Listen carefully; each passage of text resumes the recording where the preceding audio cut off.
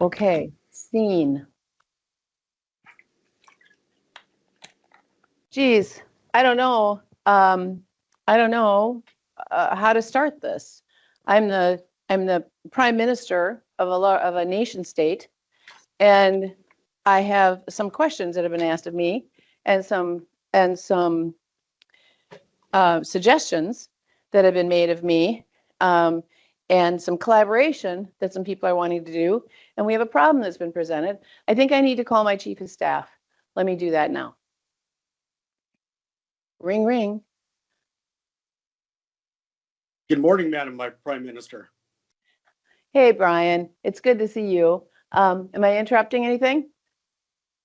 Not at all. I'm in country to be able to meet with their chief of staff later on today. Okay, great. So those people from the conversation we were having before were talking. I mean, I'm not going to name the country, but you know who I'm talking about. And they want to really lean into this problem that we've been talking about with, or an opportunity, I guess. Their problem where they have educated labor, and our problem where we have technology but no educated labor. How do we marry our efforts in one nation to another? How do we solve a problem for humanity? Because we have things to offer each other and we need to figure out how to work together. I thought we should talk about that. That sounds great, Prime Minister. And I think you're absolutely right on. We have a path here that not only addresses what these developing countries are asking of our nation, but also some of the value that it can provide for our country, given, as you stated, our educated workforce population is on the decline, yet we have some great technology and research capabilities. So finding a path that will optimize the benefits for their country and their people, not just their nation, but their people and our nation and people. I think this is a great case for the blueprint for humanity, where we can look at what they're proposing.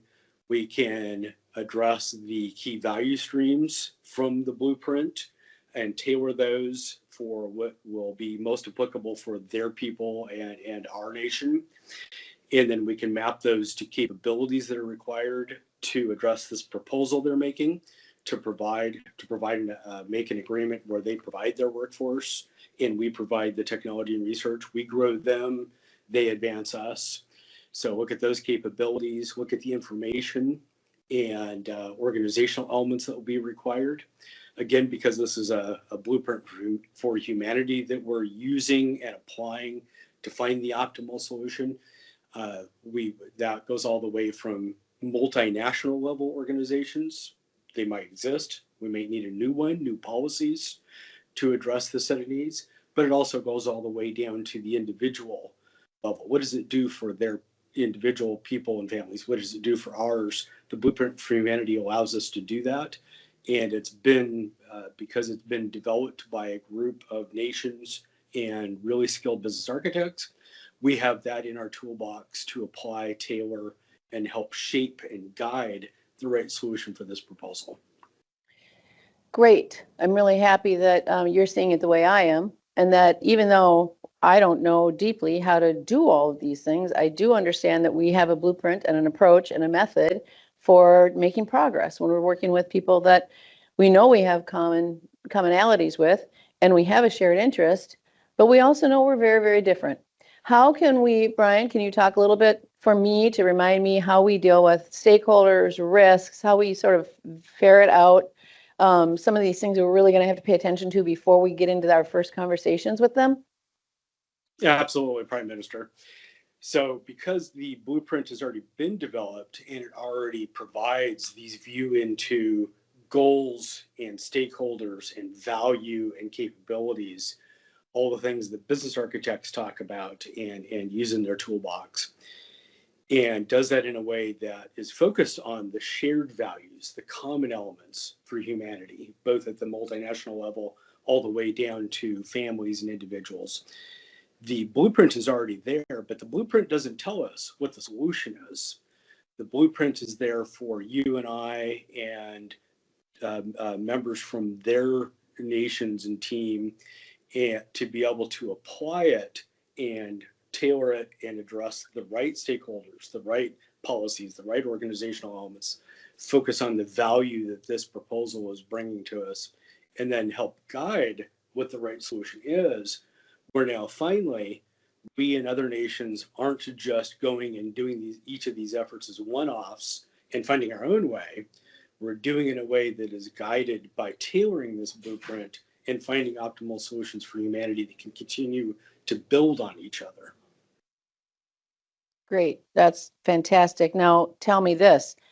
Do I need to take classes to be able to help them talk about this? Or are we going to, I mean, we're not professional business architects, Bryan. What can we do here?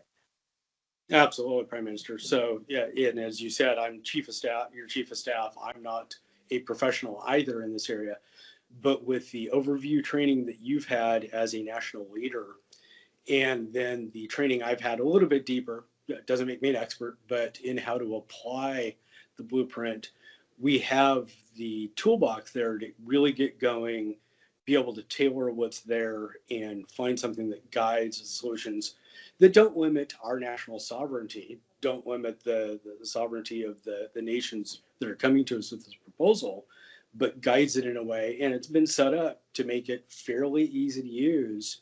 And if we need to bring in an expert business architect from our industry or our government, we can do that.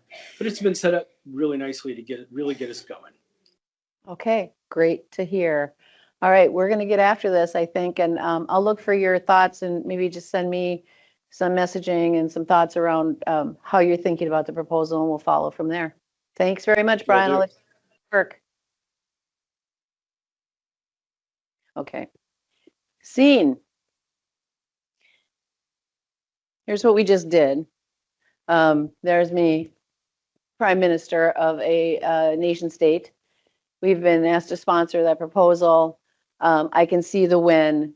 Here's Bryan saying, wait, are you worried that they're going to take our, take everything we know and use it for their own gain, and very suspicious sort of, actually. And then I say, yeah, that's part of it, but what risks do we have? I mean, I'm a leader of a country and I have interests, not only country interests, but just the job I have, the position I'm in a global sort of leadership position of working with governments, working with countries, working with other people. And Bryan's come around to say, you know what, we've been provided this blueprint that actually will guide us and will help us to figure this out and get us to, just a second, get us to moving this forward. And we can do it as lay people. We can do it as not architects, because every leader, according to Linda, I don't know what role I'm in now, has to have some business architecture awareness and has to have, how does stuff fit together in this organization? Now, here's why we're talking about this. And I don't know if you liked our little skit or not, but here's why we're talking about this. In the On the Horizon track, and how I think about things, and we can talk about how we got to this point, but I've said this before in this track. We know how the chessboard works. We know what we have. We know what each of the players do, the rook and the knight and the whatever. We know what they do. We know where they can move. We know what our constraints are. We know the board. We got to help bring that to guide and coach people to play that game, right? We're going to be the coach, the chess coach, right? So, and that's, I don't have to use a chess example, but the idea is, if we know, we bring tools, we bring artifacts, we bring knowledge, we bring a deep understanding of, it's not just the technologies, it's not just the models, it's not just the maps, it's not just the anything.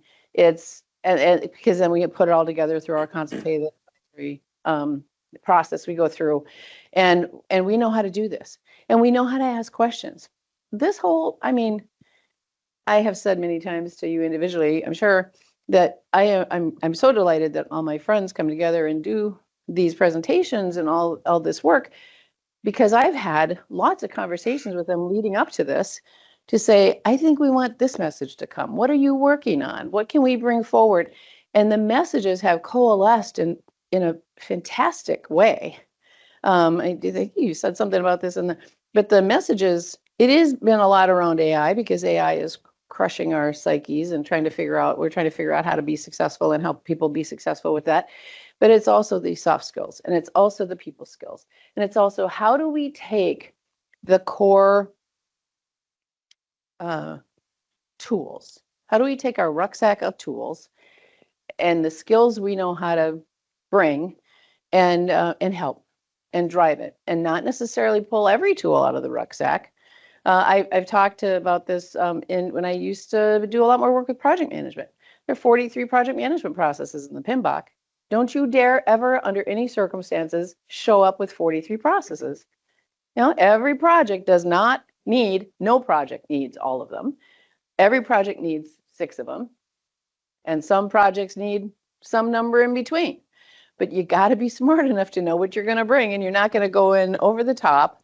And that's a huge part of business architecture. Okay, so the reason that we're talking about this and on the horizon, and the reason we're talking about it at all, is and Bryan is in fact a certified business architect. He's been doing this for a long time. He's been in the defense industry. He's been Raytheon. He's recently retired, and he has all of that rucksack tool knowledge. He's definitely got that. What I bring to it is, wait, let's figure out if we actually want to lift this thing up, this thing we know how to do, lift it up out of a business, because we do talk about business a lot, and make it available to people that just need to think about things at any level. And I know I've shared this before, but I mean, truly at a policy, at a global policy level. And I mean, this is not news to Selena. She gets this. She's like, and Wendy's Wendy's speaking at the UN. This is exactly the kind of applications that we can bring what we know how to do. We can do and go wherever we want, right? Because we know how to address the conversation. We just need to be aware of the altitude and aware of the issues and aware of, the commonalities that we have to start with. And it's really, really important, I think, that we abstract or we extend or we expand this little box of thing, to a much bigger playing field. I think it's really, really important. It certainly could help. I mean, there's disastrous things happening out there and no one can talk to each other. Why don't we apply what we know? And if we're not the player, make it available so someone else can think about this in a way that will actually move them forward and not to disastrous ends, right? So that's what I'm talking about today, is the blueprint for humanity. We are actually making it. But so to continue in my little vignette for a few minutes, the thing we want to do next with the Prime Minister and the other prime ministers and the other presidents and everyone else that we get together is and I will do this to my last breath. First question: what do you need to? Why are we doing this? What's in it for you? Why are we doing this? Start with value. Start with purpose. Understand the value you're creating with doing this thing. If you can't articulate that and you don't think that there's something that we should be doing, you just go do something else, right? I mean, this is I mean, if you can't say it, if you can't tell me what outcome you're after with this, non-starter, move on.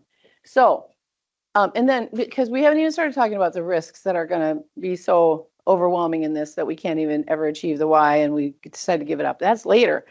Do you know why you're doing this? And that was the conversation that was coming in through Prime Minister to Chief, trying to understand why should we, why, what is this? What are we trying to do here? And this is classic business model canvas represented, right? So it's just, what is the value? Who wants the value? Do we have people that want to do this? Because if you don't even have people that want to do it, and you got to go start talking them into that, I mean, you failed on the lean business model approach, right? You just don't have a business, or you don't have a purpose, you don't have a mission, you don't have a movement. So and then going through and discovering who, and just getting into this discussion. How do we pay for it we have to remember that some of these words are kind of soft, although we will need in anything, certainly in governments, how do we pay for some of these things, right? Everywhere. We have to figure out how we pay for it. But maybe that is, what will it cost us? Because sometimes that cost isn't money. Sometimes it's not paying. If I went through, and we do have the business model canvas for TCBF, what will I have to pay for these things? That pay is something, but what will it cost us is a bigger conversation, because it costs us energy and time and priority. And there's always that, right? Of how much you're going to invest in this, of what type of investment. And so we just need to go through those things. This is simple. This is business architecture 101. This is the first thing. Don't skip this. I pushed on the founder panel yesterday in this very room and said, don't talk to me about AI. Talk to me about why you're doing what you're doing. And once I'm super aligned to that belief, and I can apply that to a small 2-person startup, or I can apply it to 3 nations trying to do something together. And that's the key point. And I think you guys get it, but that's the key point. And hopefully that resonates. It's probably just what you eat for breakfast, but it's not what everyone eats for breakfast. And I want to make sure that we're going to put it out there in a way that people can get this super simple, inspirational kind of point. So what we do, here's just saying what I just said. Business architecture techniques apply to everything, whatever that enterprise is. And that enterprise or entity could be 2 people, 7 people, 7,000, 7 million. It just is different. It's not even necessarily harder. It's just different. But it's also the same. So sorry for those weird, ways to say that. But so if we just start creating a whiteboard of what do we care about? What's the value proposition? What are we doing first? What's the shared mission and values? What are we doing? What value proposition are we trying to create? Well, what key resources are we going to need to have in place to do this? Well, I personally don't know super well because I'm not the prime minister of a nation, but I can start asking those questions and I can say, we're going to need public-private funding. We're going to need technology platforms. We're going to need knowledge management. We're going to have to deliver to stakeholders. And that's where my mind goes first. Who's going to stop us? My definition of a stakeholder, you must engage. Who can make this happen? Who can kill this? Those are the people. It's a pretty simple first list. And so just going through, and this is not exhaustive, as I said, I'm not a leader of a country, but this is the kind of thing that we start putting together to say, okay, and then how would we operate this? And even though this isn't what it's going to look like, this is what it starts to look like. This just guides our questions. And this pushes leaders or whoever you're working with to an understanding of this isn't small, and we're going to try to check off boxes on a lot of different things. We may check that box off in a later check. We may check that box off in a we got to do this right now check. But that's our consultative process we go through. Yeah, Oliver.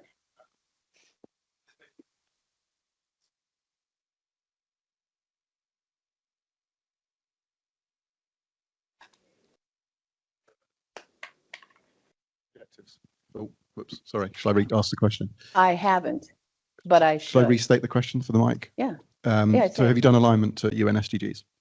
Yeah. Well, you can say it again. Oh. The UN Sustainable Development Goals. Yeah, alignment. I'm kind of dumb about those, and you're smart about them, and I'm smarter today than I was 2 days ago about them because I listened to you.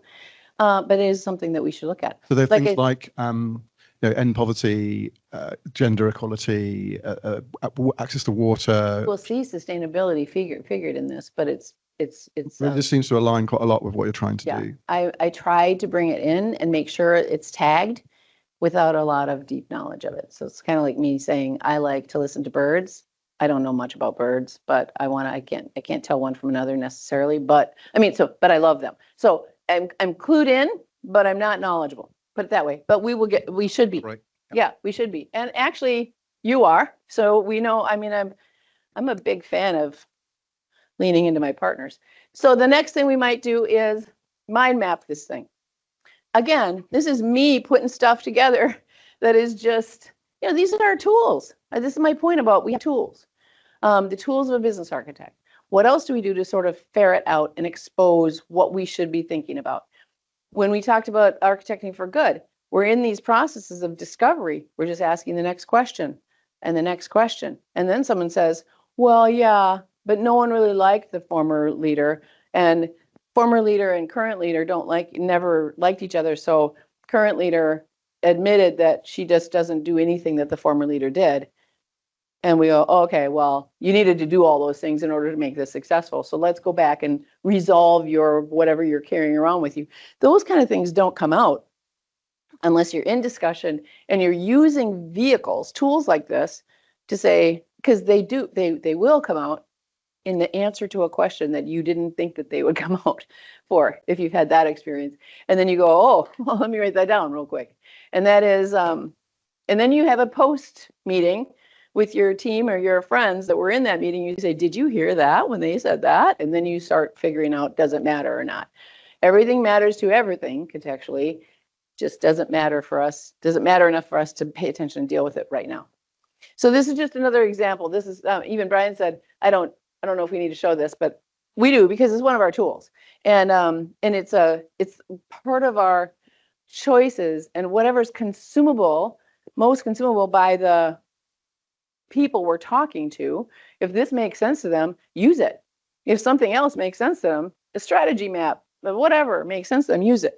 And I'm pretty broad with my business architecture tool model mapping use. So anyway, you can see in the lower left corner here, Bryan actually created, the business model canvas for this example. And I rubbed a little AI on it because I'm so glad you're here because Selena said that to me. You can't just rub a little AI on something and say you got AI, covered. And I'm like, but I did, because it said, would you like to beautify this slide? And I said, yes, please. That was Copilot.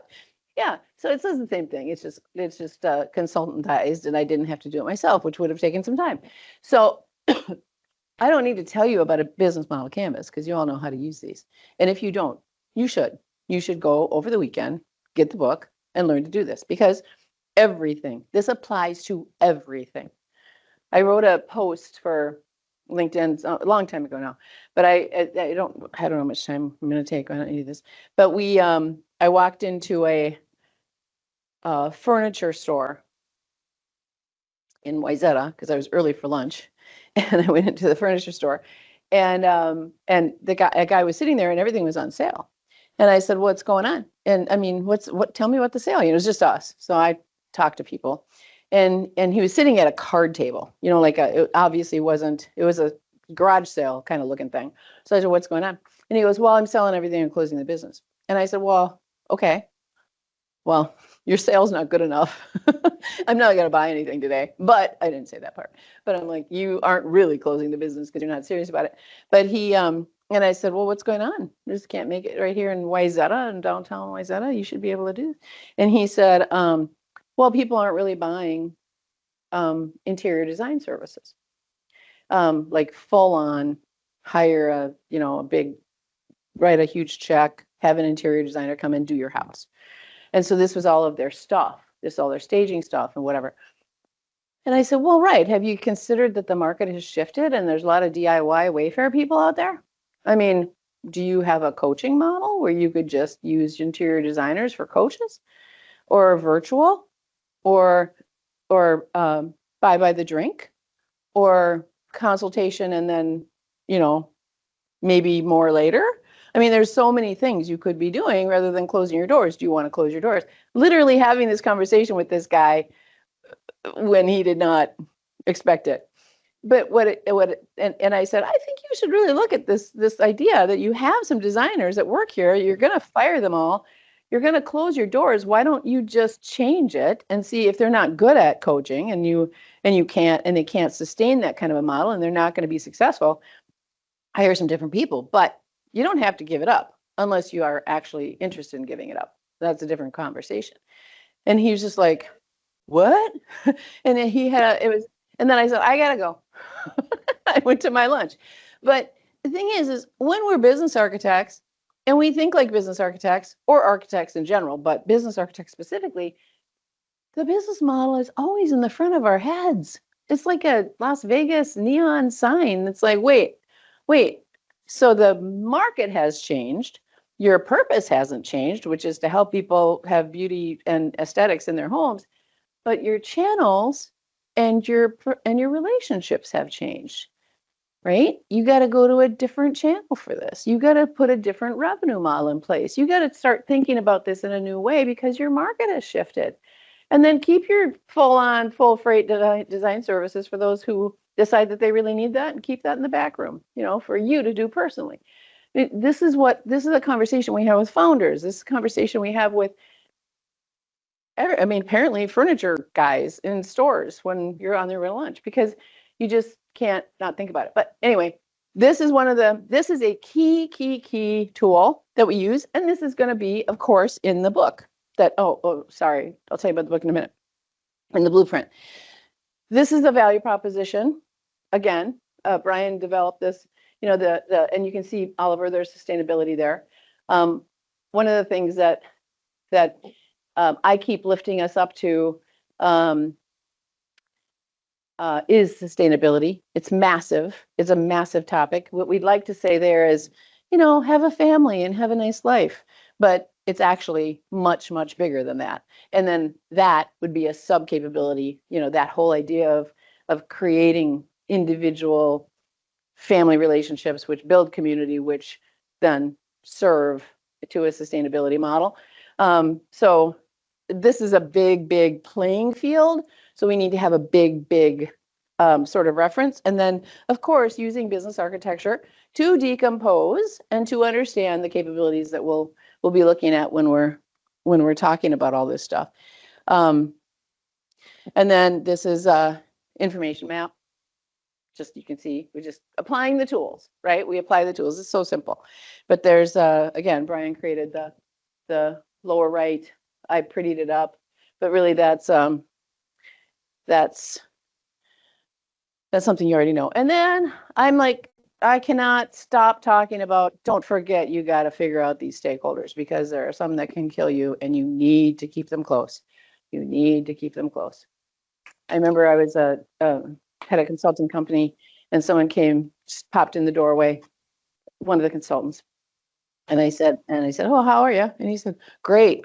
Now I'm great. Today I'm great because we finally got rid of this person on the program team that continued to be, to derail.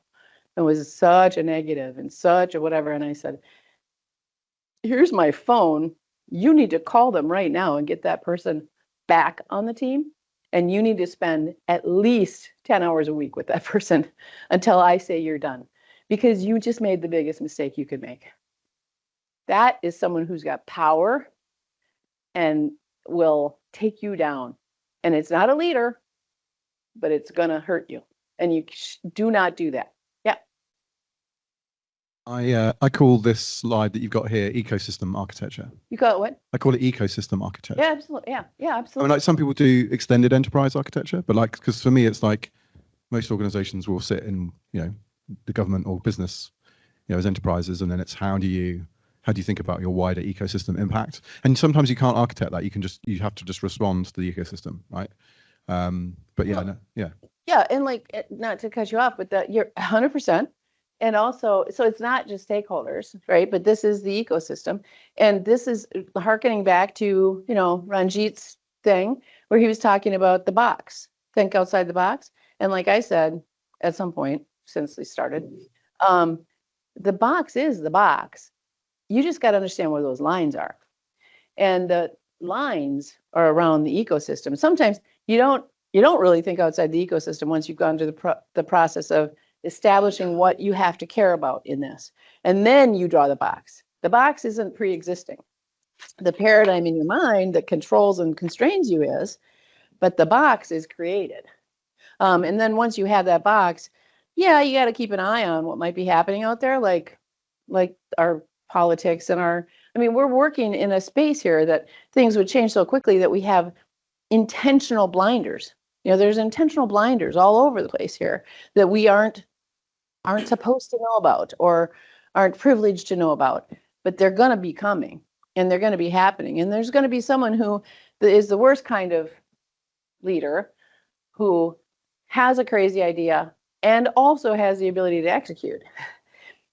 I don't mind leaders who have crazy ideas, and not crazy according to me, but crazy, dangerous ideas.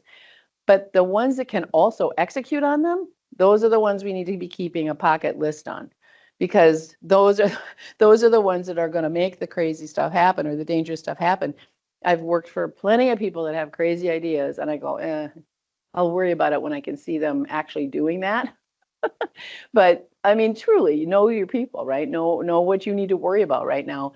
And I think that this helps us frame that. And you're absolutely right. And I'm just doing there's such a veneer over this conversation, but this is what it's about. This is where the joy is. This is where once we figure this out, mostly, then you know what you're doing. Okay, it's all part. And when we say blueprint, it's not a hard and fast, it's not a house blueprint. It's a set of tools and where they fit and how we would apply them. So this is just a roadmap, again, that I made on this one. And then I said, beautify this. So I kept the color scheme. But these are, I would not go to press with this. But I'm saying this is, the kind of things that would maybe appear on a executive or prime minister consumption level. And then the details are 7,000 pages underneath it. Okay, here we are. So here I am. Yay! This sounds like I can work with this. I have a path forward. I didn't think I had a path forward. And then Bryan is saying, yeah, and I know we can do this, even though we're not architects. And we also can call the architects, but we are leaders who know enough about this because we have this book that Bryan and I are writing that is this. Okay, Bryan is going to pop on here and he's going to tell you about the book now. This is a big unveiling of the book. And Bryan, yep, there you are. I would make him bigger, but you can see him, right? I don't know how to make him bigger. Okay, Bryan, have at it. All right, thank you, Linda. So I am now Bryan Lail. I'm not the chief of staff anymore, although I do work for Linda. So that still stays. Just kidding. We all work for Linda. So the idea here is this book that Linda and I are co-authoring is not the blueprint. The blueprint for humanity is something that will require serious effort with architects and leaders sponsoring it across multiple nations. It could start at a more regional level. Again, back to Linda's point about the scale and the box. There's no reason, as a business architect, one of the reasons I had a successful career is I applied and went forward with the methodologies where there was buy-in, and then built out from there, even if it wasn't the right scale to start. The blueprint for humanity may be the same. They may start at a more regional or some set of nations and then expand out to where it really can be and where the most power can be. The book she and I are writing is not the blueprint that requires that kind of engagement, that kind of sponsorship. It's a guide on how to develop the blueprint with architectural thinking for leaders. Then with that guide, with sponsorship from the right type of leaders and starting with whatever scale it can start out, along with incredibly experienced and skilled architects, which will be required for stage 2, would then develop the blueprint itself, which is then this guiding set of mechanisms and tools and diagrams and views that then can be used in stage 3, where our skit was at, which is looking in the future, where now the blueprint exists, or some version of it exists, and we are applying it to guide solutions that provide better shared answers and paths for humanity, because we start to get away from each nation and each organization just making decisions on big important decisions that impact millions or even billions of people without any guiding mechanism, without any guiding blueprint to say here's a way to do that provides the most value. So that's what we mean by stage 1, stage 2, stage 3.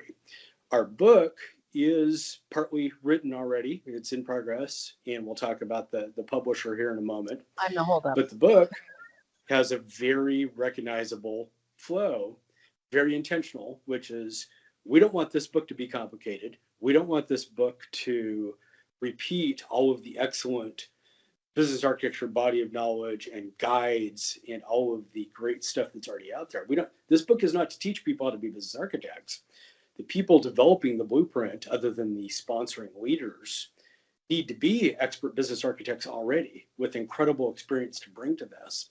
The book needs to guide the thought process and the fact that business architecture can be a methodology and tool set that applies at this kind of global scale.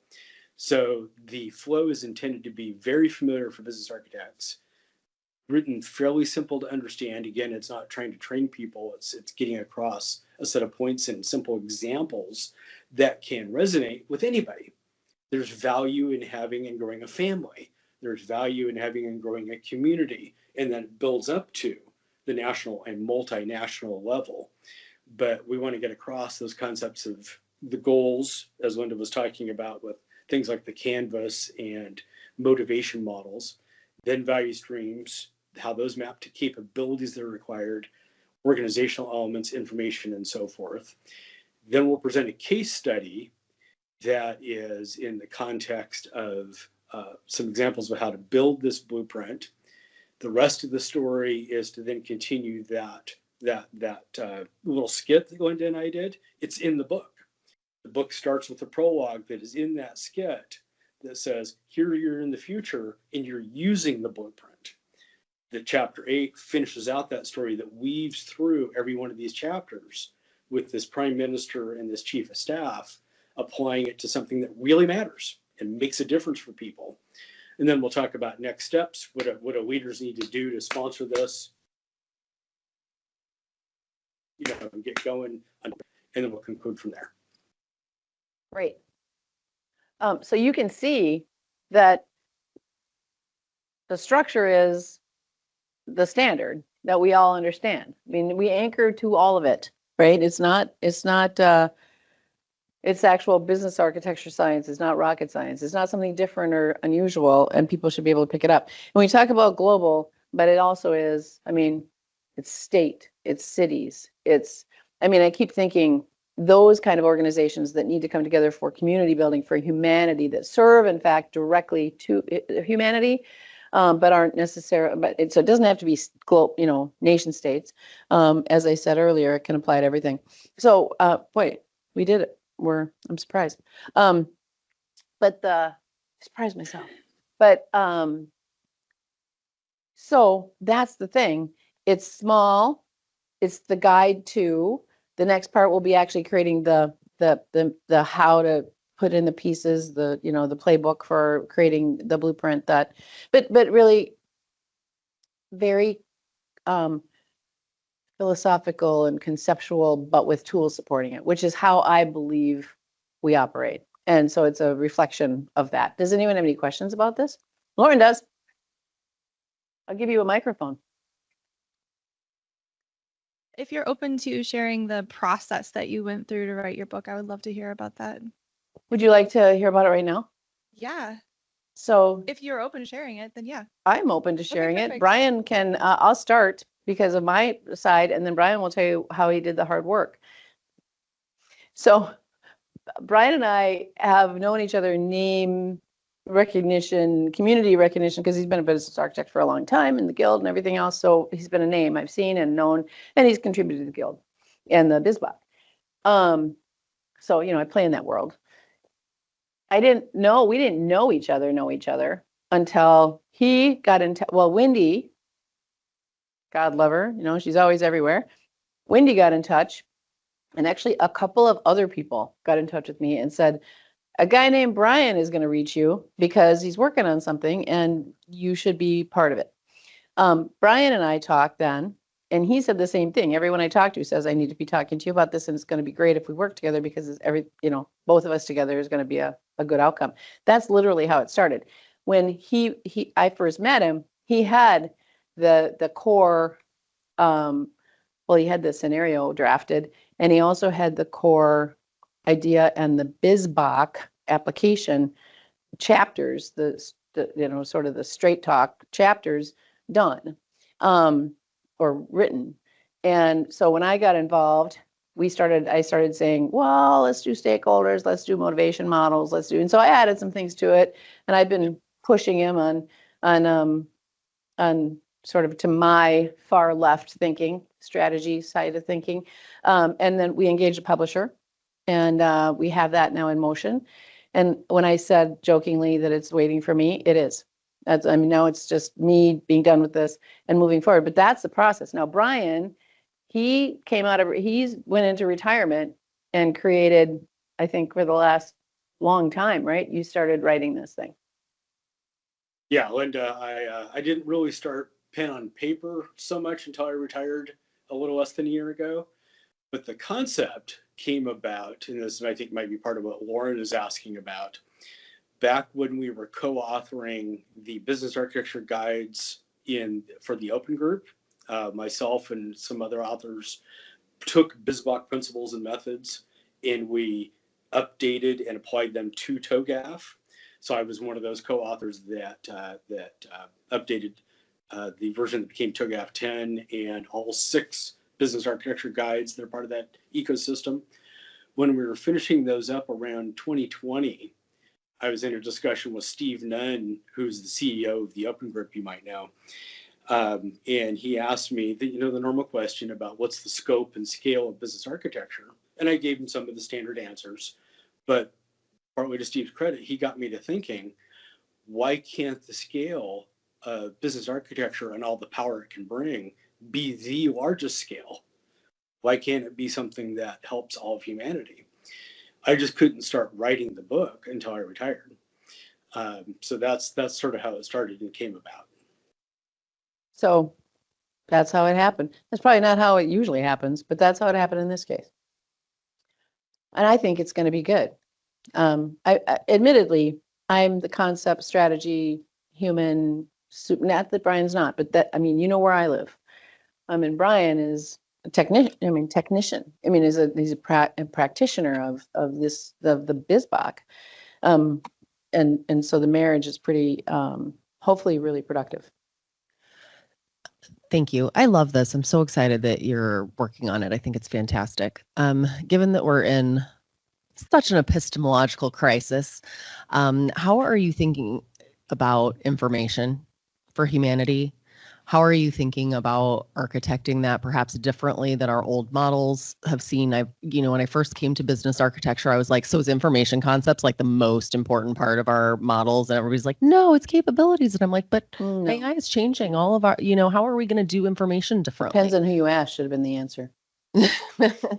Yeah, so I'm just wondering how you're thinking about that, because I think that, we have such an information problem that needs to be solved that I think your model would be wonderful for that, but I think it's like one of the biggest things that's a little bit new and maybe needs to be a little bit different than we've approached it in business architecture in the past. So a couple of answers to that. One is you're absolutely right. And we need to look at what we've done. And like I said, next week, my mind goes to this more than this, because Bryan's been just endlessly patient with me saying, wait a minute, I can't even focus on this, right?